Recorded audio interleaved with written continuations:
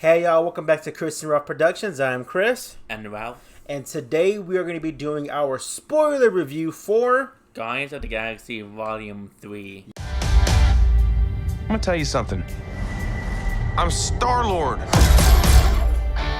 I formed the Guardians. Yes, sir. So today is May 4th, 2023. It is the official release date for Guardians of the Galaxy 3, which is the third and final installment in James Gunn's Guardians trilogy. So, we did a review literally 3 minutes ago. We're going to work on that video and get that uploaded. But for those who want to get into the spoilers, for those who have seen the movie, continue watching. If you have yet to see this movie, please, we advise you click away because we are going to be spoiling it. Yeah.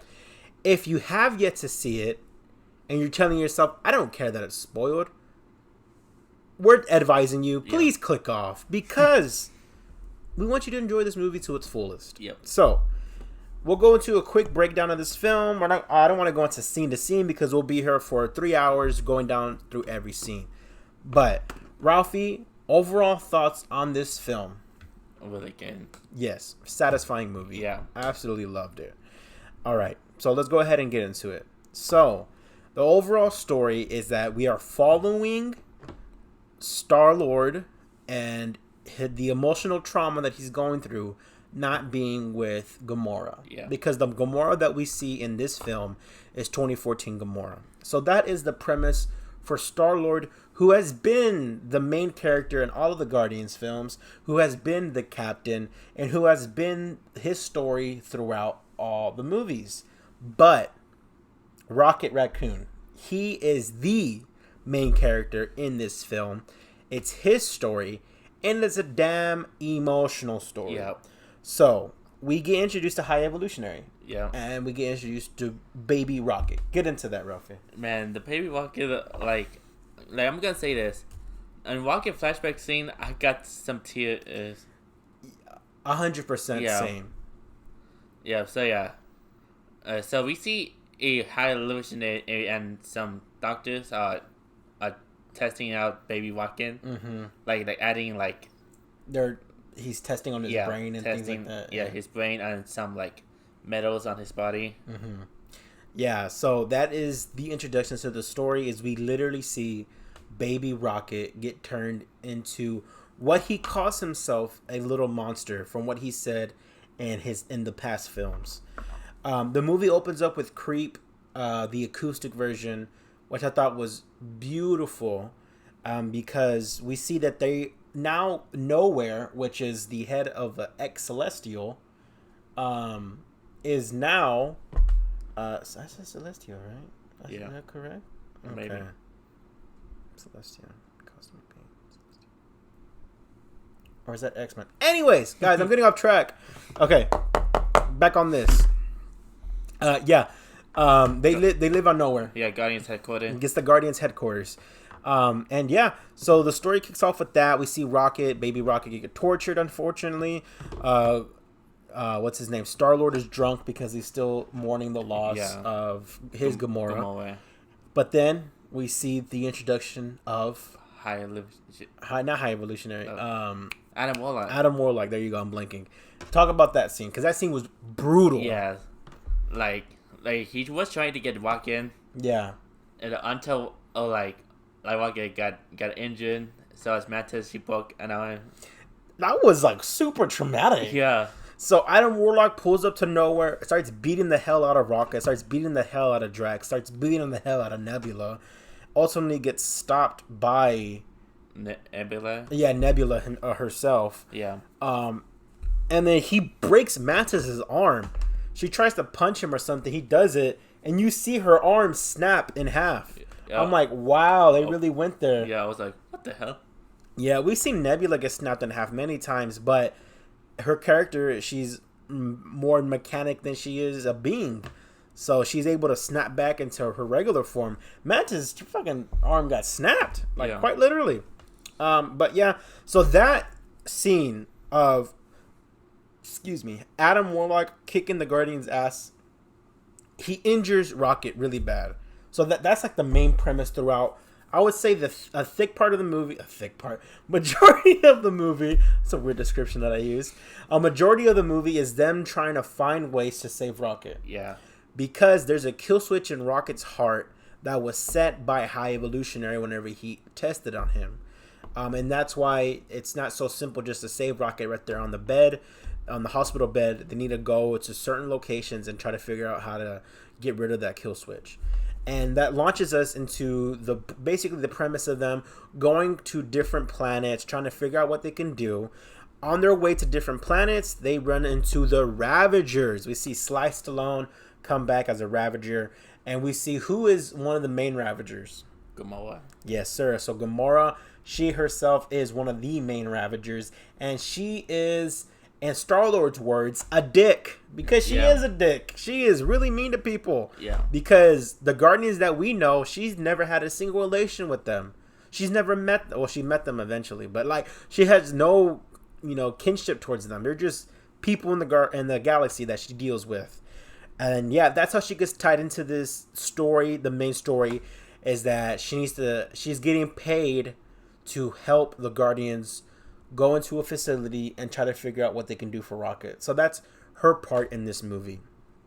Okay, so bada bing, bada boom, bada bam. We go through different parts of this film where they go into like a what is it? It was like a facility where High Evolutionary keeps all of the blueprints basically and the data of all of his creations. So they got to go to this facility and basically steal the blueprints. It's, some New Hope type of stuff, but Rogue One as well.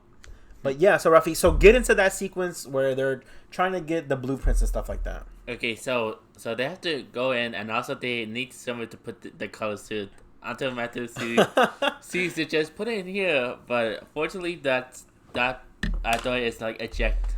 Yeah, so if you see in the trailers when they're wearing different colored spacesuits, it's because they need to get through space, obviously, and then Mantis ends up throwing them away by accident. That was pretty funny. We see Jennifer Holland. She has a part in this movie. She plays like a secretary. We see Daniela Melchior, who is Ratcatcher in James Gunn's Suicide Squad. She has a main part during this sequence. I believe we saw Tiffany Smith. I think that was her that we saw on a video board, but that was real quick. But yeah, they just basically, Guardians do what the Guardians does. They dupe people. Yeah. They're devious. They lie to people. They trick their ways into certain places that they shouldn't be in. And they eventually were able to get the blueprints for Rocket. So that was funny. Was there any favorite parts throughout that sequence that you wanted to get into? Oh yeah, whenever I started, was like, I got this, and then Gamora she said, we had no time for this.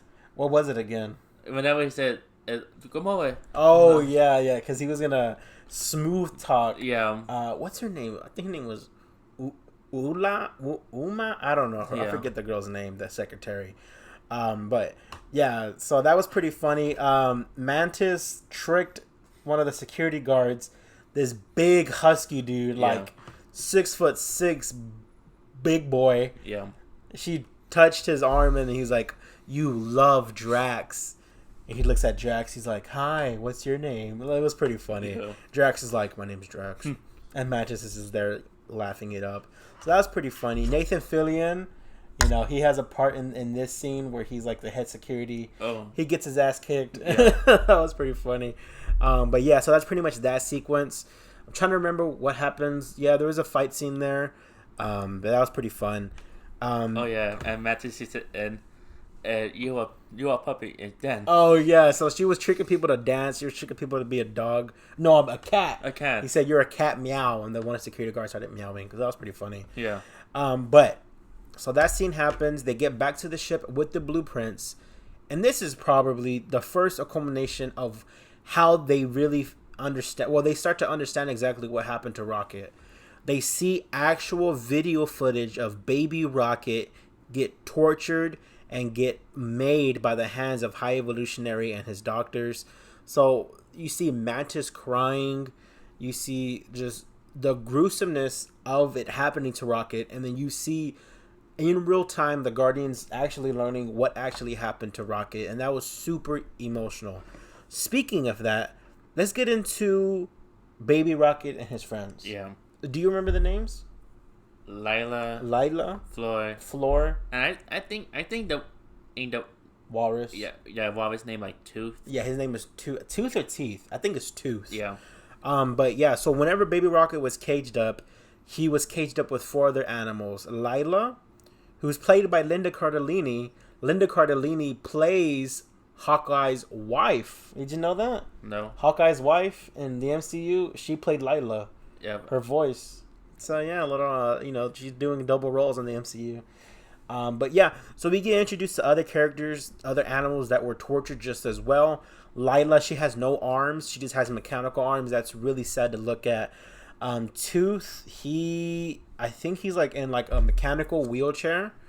And then Floor, which is the bunny, she has no mouth that she speaks through a speaker. High Evolutionary is a real asshole. Yeah. And that's what this movie does. Was he the greatest MCU villain? No, I mean, there's Thanos and Killmonger and Baron Zemo and all that. But for a Guardians villain, you hate him. And that's the purpose of this film, to hate that character for what he does to these animals and what he does to people and all that. Yeah. But yeah, so there's flashbacks throughout this film. Thoughts on those flashbacks and the development of Rocket? So yeah, I felt like they were very emotional to see. Yeah, 100%, yeah. And Rocket though, like at first he was been told to say like okay, y'all will move to the new planet, and until Rocket it was starting learning stuff in there. Mm-hmm. Until where he found out that they weren't gonna be moving. Yeah, so there's a backstory. Yeah. That High Evolutionary is building a planet for his creations for them to live on, and Baby Rocket is excited because him and his friends, they get to live there. But it turns out that High Evolutionary was just going to kill them. And that's really heartbreaking. So we go throughout this film. I'm starting to forget exactly what happens because a lot was happening in a good way. They have to... Oh, that's what happens next. The blueprint that they have doesn't have the actual file that can get rid of the kill switch because one of the doctors that worked on Rocket when he was a baby stole that file and implanted that file in his brain because his brain has like a mechanical thing. So that's the next thing. They need to go to Counter Earth. Counter Earth is the planet that High Evolutionary was making, or that he did make. Excuse me. So now they got to go there, and they get to this planet, and it's Earth. It's quite literally Earth. Yeah. There's refineries. There's bad neighborhoods. There's aliens selling drugs to kids. There's people getting jumped, species getting jumped, and they're all different animals. There's a panda, there's an octopus, but they're all like they walk like humans. They dress like human. They dress like the 80s. It was very 80s. You noticed it. If you watch it, like this is all 80s. But there's a sequence that I want to get into, Rafi, that actually was one of the it wasn't the first time that I got teary-eyed, but it was the first time that like I started like a few tears dropped. It was the Lila, Floor, and Tooth scene. So get into that, Rafi, if you'd like. So don't know where to start, but whenever a Rocket fixing to do a escape, and of course as he was managed to get Lila, Tooth, and Floor out of here, but whenever Rocket Lila hug, Lila got shot by a High Evolutionary. Oh man, dude, that was so sad. Yeah. Oh so my gosh. I did got some tears on this thing. Oh my god, just thinking about it, it's like, oh my gosh. He gets Lila out of her cage. They embrace because it's the first time they can actually hug each other for knowing each other for so long. And after they hug each other, she gets shot in the back by High Evolutionary. And she dies. For a split second, not a whole second, but for a split second, you're like, is she gonna, I think she'll make it. No, she looks at the sky, at the ceiling, and she says, oh, the sky is blue or something like that. And then her eyes roll back and she's dead. She's dead. Lila is dead. A character that we fell in love with in this movie. Oh my god, Robbie, so sad. And then, go ahead. And of course, Rocket attacked the High Evolutionary. because they also killed his friends. Yeah. They got shot as well, not by High Evolutionary, but some guards. Yeah. And what does Rocket do to High Evolutionary? Like did some scratches on. Not just some scratches. Or like Buddha. This sequence, this actual like sequence in this scene, Rocket jumps on High Evolutionary. You see the attack, but you don't actually see the claws go into High Evolutionary's face. They have fast cuts and there's blood flying and there's screams and there's tension. And you see blood come from his. Oh my! That was a brutal scene. Yeah. And that is the first moment in Rocket's life where he becomes violent. Is the moment that he loses Lila, Tooth, and Floor.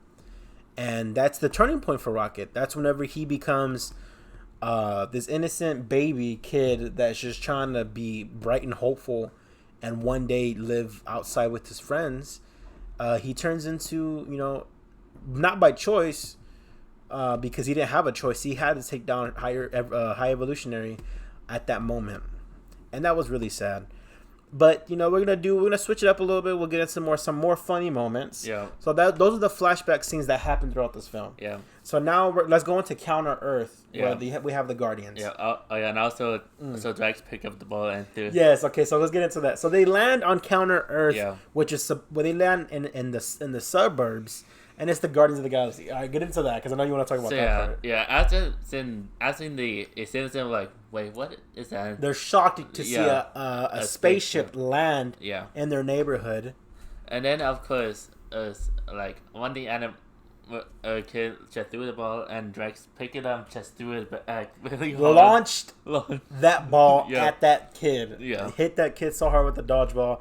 And then everyone in the suburbs started throwing rocks at the Guardians. But then eventually Star-Lord was able to calm things down. The Guardians get invited into one of the to a home and one of the ladies that live there. She looks like a bat. She has bat ears and stuff. Her husband looks like a bat. Her daughter looks like a bat.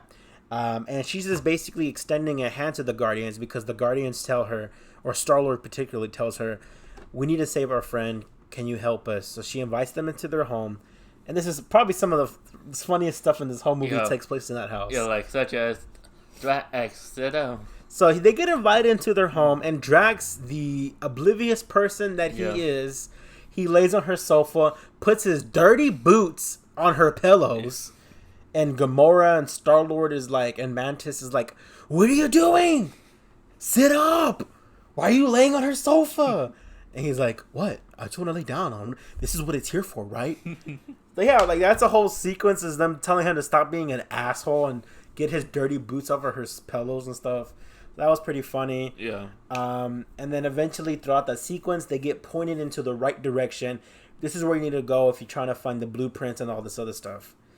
And MCU history happens in this scene. Yeah. Go ahead and get into that, Ralphie. So, Star-Lord, Groot, and Nebula are going to the car, and of course Nebula having a hard time to open the door. Yeah. So that he said, push the button. Which one is the key? Yeah. And he said, just open the fucking door. Yes. Star-Lord drops the first ever F-bomb in the MCU. Yeah. Nebula's having trouble opening the door. Star-Lord, and I quote, open the fucking door. That is the first ever F-bomb in the MCU. And it's funny because it's just like you're not expecting it. Well, if you're watching MCU movies, you're not expecting any hardcore cussing at all. Yeah. You'll hear shit or damn or whatever. You'll hear those words, Yeah. but you'll never hear an F-bomb. So whenever you're watching this and you're just there like, oh my gosh, he can't open the door. Oh, come on, just pull the handle. Open the fucking door. You're like, oh my god, this Star-Lord just dropped an F-bomb? Yeah. That was pretty funny. So that was great. And then they get into the High Evolutionaries, basically his palace that he lives in and where he has all his subjects and all this other stuff. And then we get into more fight scenes, and Star-Lord and Groot get invited up to the top where High Evolutionary is at. And High Evolutionary is like, I've created the perfect society. And Star-Lord tells him, what perfect society? There's octopuses selling meth to children. And High Evolutionary is like, you're right. Exactly. You made a great observation. Boom, boom, boom, boom, boom. Neighborhoods started blowing up. High Evolutionary was gonna blow up the planet because he saw that it was a failure to his eyes. And then we see families get blown up. And for these creatures and these people that we just met maybe 5-10 minutes ago, I was like, that's really messed up. Yeah. Seeing kids standing there with their parents, and then the floor underneath them, like they don't survive that. They're dead. It's not like, oh, it's just the lawn and stuff. No, people are getting blown up in this scene, and it's actually quite gruesome.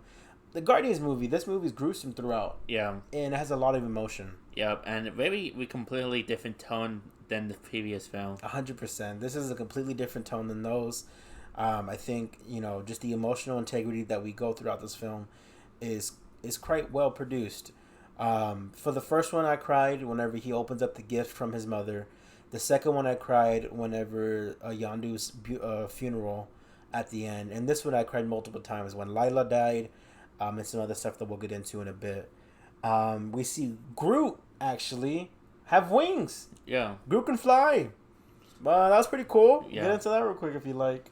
So as they were fixing to escape, and also they grab the person with the chip. The chip. They grab him. And then of course he said, "What are you doing?" And of course Groot shows up with the wings. Said, yes, because Star-Lord jumped out of the building Yeah. with him, and we see some dope wings from Groot. Yeah. The Marvel Legends Groot has wings, so I need to get that for sure. If they get the chip, the planet is blowing up. Gamora starts flying the ship. Yeah. And then Will Poulter, Adam Warlock. I don't know why I keep blanking on his name. It's Adam Warlock. I know Adam Warlock. I've read him in comics. I've played him in the Guardians video game, or I don't know why I keep blanking. Anyways, Adam Warlock, his mother, High Priestess. Like, her name was High Priestess, right? Yeah. She gets blown up. That was sad for him. Yeah. But yeah. So we see the Guardians. They escape.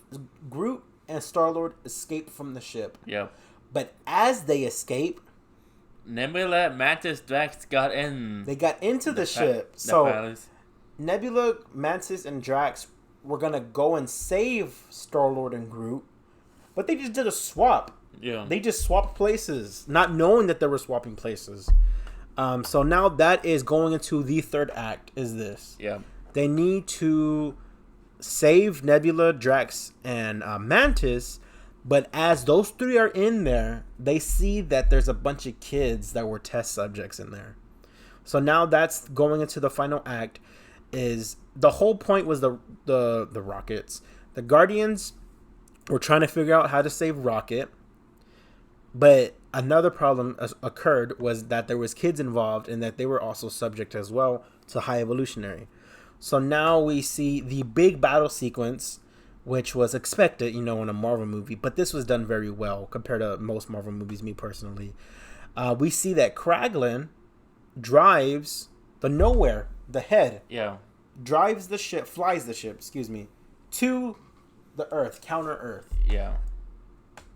And I'm going to go ahead and get into some of that stuff. Yeah. Oh yeah. Speaking of which, whenever Cosmo said, "Craig, an economy a bad guy."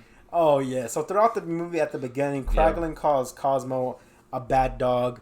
And she's telling him, take that back, please. He's like, no, you're a bad dog. She's like, take that back, please. I'm not a bad dog. And she gets very sad.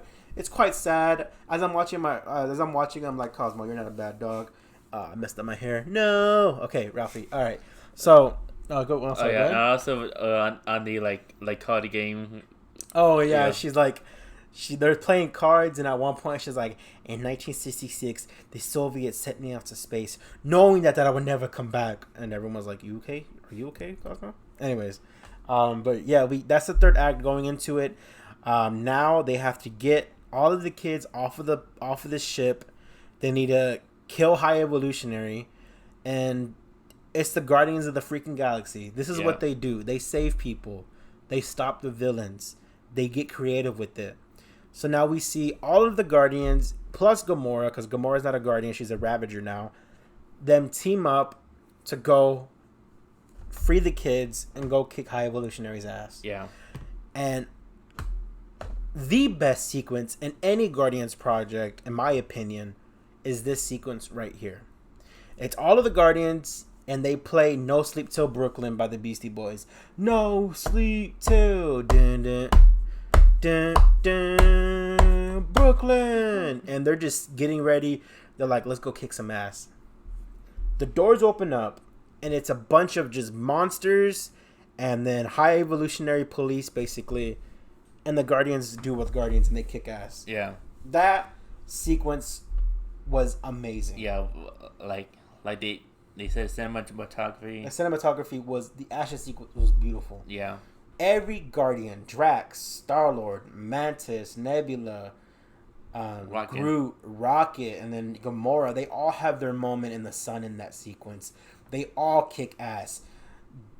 Groot is putting his branches to people's stomachs and expanding it and getting branches all throughout their body and killing them. Star-Lord is doing what Star-Lord does with his blasters. Rocket is going crazy and scratching people and shooting at people. Yeah. Nebula, at one point, her neck gets broken, and she's still, her head is hanging from her head. Yeah. And she's still kicking people's ass because she's a badass. Gamora shows why she's the deadliest warrior in the galaxy. She kicks ass as well. This Drax does what Drax does and smashes. He destroys. Beautiful. Yeah, also, I love that scene. So also speaking of monsters, since the monsters are trying to get into nowhere, and Kraglin is having been nervous to do the whistle. The whistle. Oh yeah, talk about that. Talk about the sequence. And as he was getting nervous, you guys who shows up like inside his head, Yondu, Andanda. I mispronounced his name. For a cameo though. Yeah, so we see Michael Rooker return as Yondu, standing across from Kraglin, telling him, "I believe in you. You can control the staff," basically. And that was a pretty dope scene to see Yondu, and it was a close up of Michael Rooker. It was Yondu, and it wasn't a flashback scene or nothing like that. It was Yondu. Michael Rooker in makeup on set, I assume. I don't know. They're really good with CG. Who knows? But that was badass. I loved, and it was like heartwarming because Yondu dies. I'm sorry, I'm moving the camera a bunch. Yondu dies in the second one, but he has his moment in the sun again in this one because Yondu is a part of this story. Yeah. But yeah, we see basically that badass fight sequence with the Guardians. After they're done with that, they go and they help the kids escape, and they're getting everybody off of the ship. But as they're doing that, Rocket goes his own way. Yeah. Talk about that if you'd like. Until he saw the animal cane. Yeah, so on top of the people being there, there's animals as well. Yeah. Because, that's high evolutionaries test subjects. He goes, and oh my god, this sequence is so emotional. He goes to the cage that he was kept in as a baby. Yeah. He opens it up, and what does it say on the crate? Raccoon. It says that he was a raccoon. It said species, North America, something, something, something, species raccoon. And right there, his face lights up, and he looks at all the baby raccoons. He helps them escape. But as he's doing that, High Evolutionary shows up, starts beating the fuck out of Rocket because High Evolutionary obviously is a stronger being. But as he's doing that, Rocket shoots him, and then the Guardians show up. Yeah. And they save the day for him. Yeah. And then of course they have to rescue the animals. They rescue the animals, thank God. They beat the hell out of High Evolutionary because that's what they do. Yeah. At one point, Gamora rips off High Evolutionary's face, and we see the damage that Rocket did to him. He has a missing nose. He's basically all raw skin. His jaws missing. He has teeth missing. He is a mess because of what Rocket did to him, and rightfully so. And Rocket acknowledges that he's a raccoon for the first time in his existence. High Evolutionary, he said something. He's like, "You're nothing than whatever." And Rocket's like, "I'm Rocket Raccoon." And he shoots him. And they spare his life because Rocket says, "I'm a guardian of the galaxy and we don't take lives." And that's pretty much wrapping up the story. They save all the kids. They save all the animals. As they're leaving, the third time, it gets super emotional. Yeah. Oh, there's emotional scenes throughout the whole movie. They're leaving the planet. Or the spaceship. Yeah. They're all jumping off one by one because everything's falling apart. While this is happening, Cosmo is using her powers as hard as she can to get this colossal sized ship connecting to this colossal sized skull so that people can transfer through safely and not be suctioned by space. And at a certain point, she's only so strong because she's holding her concentration so long. Unfortunately, she loses her grip, and as this is happening, the spaceship starts to fall, and there's only one person left on that ship, and it is Star-Lord. Get into it, Ralphie. Whenever Star-Lord, he was trying to make it over there, but fortunately he got frozen to space. He drops his music. I don't know. I forget what it's actually called. Yeah. It's not an iPod. I forget. Well, he drops it. His iPod, basically. He goes and gets it. He runs. He's in space, and his face starts to morph and get big. He freezes to death, basically. Yeah. And right there and then, Rafi, I'm like, they just killed off Star-Lord. Star-Lord is dead. And you're just like, it's as it's happening in real time, you're like, your jaw is dropped because you're trying to, like, they killed off Star-Lord. Like, he's dead. Like, he's dead. In this sequence, as you're watching it, well, the Star-Lord that we see, his face is messed up. Like, it's morphed and it's frozen. But then who saves him? The Adam Warlock. Adam Warlock comes. And it was actually pretty funny when he saved him because their fingers touched out in space. Yeah. And it was like a Renaissance painting. Or it was like two angels like this. Like, like they were just like this. And it was pretty funny. Yeah. But yeah, he saved Star-Lord because he had a turning moment earlier on with Groot. And yeah, that's pretty much the end of our film. And it's the end of the Guardians. Yeah. Well, this Guardians, as we know it. Gamora goes on and she leaves because she's a Ravager. She's not a Guardian. And her and Star-Lord have a sweet moment. Yeah. Where she's telling Star-Lord, because throughout the film he's trying to convince her that they were a couple and stuff like that. And she's telling him, no, I don't want anything to do with you. At the end of the movie, you think, is she going to give him a chance? Like, will she, consider, talking to him and, but she tells him, at the end of the movie, he's like, I'm not your Gamora and there's nothing for us at all. And he tells her, Star-Lord tells her, he's like, I understand. I'm not forcing it on you. I'm not going to, but he's like, I'm just happy that you're alive and all that. And as they're walking away, she asks him, were we like a good couple? And then Star-Lord's like, yeah, you have no idea how good we were. And then they walk away. That's the end of Gamora Star-Lord. That's the end of it. They're not going to get back together, obviously. And yeah, she goes on about her ways. She goes back to the Ravagers. Star-Lord tells the Guardians that he's done. That he's going to go back to Earth. Yeah. Because what happens earlier in the movie when Mantis is talking to him about Earth? He said, what about your grandpa? Yeah, what about your grandpa and stuff? Yeah. Because his grandpa, if you remember at the beginning of Guardians 1, is there with him. So Star-Lord tells the Guardians that he's done. He wants to go back to Earth. And that Rocket is the captain now. So Gamora is gone. Star-Lord is no longer Guardian. And Mantis leaves as well. Yeah. Mantis says that she was born into Ego's planet and she served him until he died. And the moment he died, she became a Guardian of the Galaxy. And she served the Guardians for however long she has.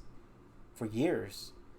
And she basically tells them, I've been serving everyone else but myself. I want to go find out what I want to do for, what I want to be.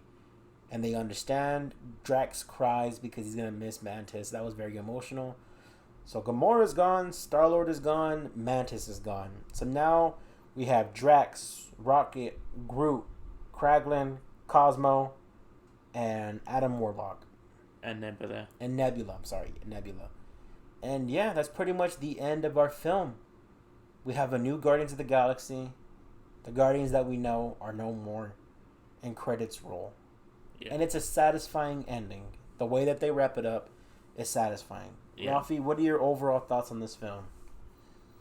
So yeah, well, speechless at the same time satisfying. Mm-hmm. Yeah. And yeah, I do think the movie is really good. Yeah, I love this movie to the core. I've only seen it once, and I'm going to see it 100 more times.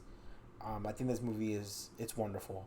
You want to get into those post-credit scenes? Yeah. All right. You want to start off with the second one? Yeah. Go ahead. So the second one we see him and his grandpa. Oh, the first one. I'm sorry. The first one. Oh yeah, the first one.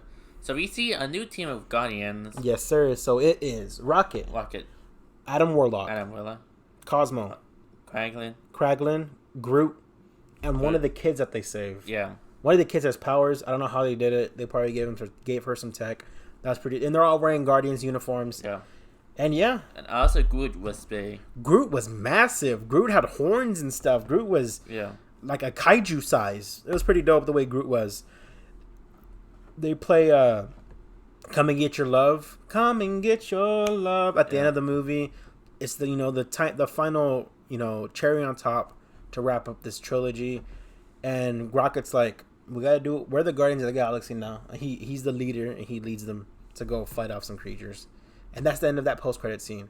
The second one is Hammett, Star-Lord, and his grandpa. Yeah. Oh, we forgot to talk about that. At the end of the movie, before the credits, Star-Lord comes back to Earth. He sees his grandpa. They hug. They cry. That's pretty much it. Yeah. That was actually a really, really beautiful scene, that moment. But yeah, we see them eating cereal. Yeah. And also, there's a newspaper that Grandpa Weenie saying like Kevin Bacon has been abducted. Yeah, that was so funny. A little Easter egg to the holiday special. But yeah, we just see Star-Lord sitting there eating breakfast with his grandpa, talking about cutting the grass. And then it just says the great Star-Lord will return. So Star-Lord is going to be returning in future movies. I'm sure he'll be probably in Kang Dynasty. He'll be in Secret Wars. I'm assuming. Who knows what they'll have Chris Pratt, his contract and things like that, what they'll do with him. But that is the Guardians of the Galaxy Volume 3. Our anticipation was building up for the longest. Yeah. I love this movie, Ralphie. Yeah. Any final thoughts you want to get into before we wrap up this video? Oh, yeah. I know I've said this one before in some previous video, but the first Guardians film is actually the first MCU film that I see in theaters. It is. So I'll put up some photos right now. So these photos are our first time seeing an MCU movie in theaters. Yeah. You have Ralphie right there posing next to the poster through the cardboard cutout. And then we have us today seeing the movie. But guys, we hope you enjoyed our spoiler discussion. If you've seen this movie, what are your overall thoughts? How much you loved it? Or, if you didn't like it, obviously it's subjective. But I'm assuming everyone loved it because we loved it. Yeah. But guys, that's pretty much it. As always, I am Chris. And Ralph. We will catch y'all next time. Peace.